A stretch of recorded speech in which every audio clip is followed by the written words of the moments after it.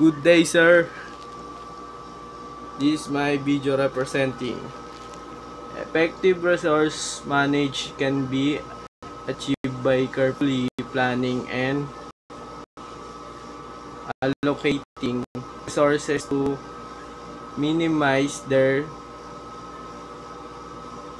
utilization. This involves identifying the resources needed, setting priorities, and assigning tasks to the right people. It also requires monitoring and tracking resources usage to ensure efficiency and making adjustment when necessary. By managing resources effectively, organization can minimize productivity,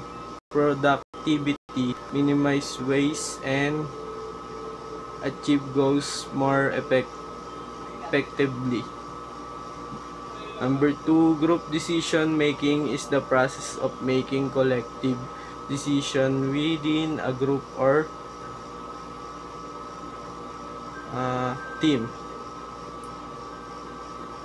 This involves gathering feedback from team members, considering different perspectives, and reaching consensus or agreement on the best course of action. Feedback is important in the reflection process because it provides valuable information. Maintindihan yung sulat nito.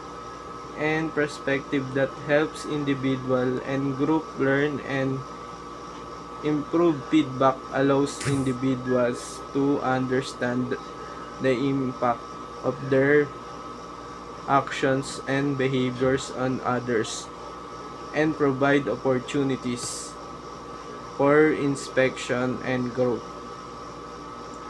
Team experience play an important role in resources management because they provide opportunity for learning, collaboration, and skills development through shared experiences. Team members better understand and others' strengths, weakness, and working style, allowing them to allocate resources more effectively. Number 5, leaders can effectively deliver team result by setting clear goal and expectation, providing guidances and supporting and promoting a positive and exclusive team culture. Effectively, leaders communicate effectively, relegate tasks approachingly, and enable team members to take ownership and make decisions.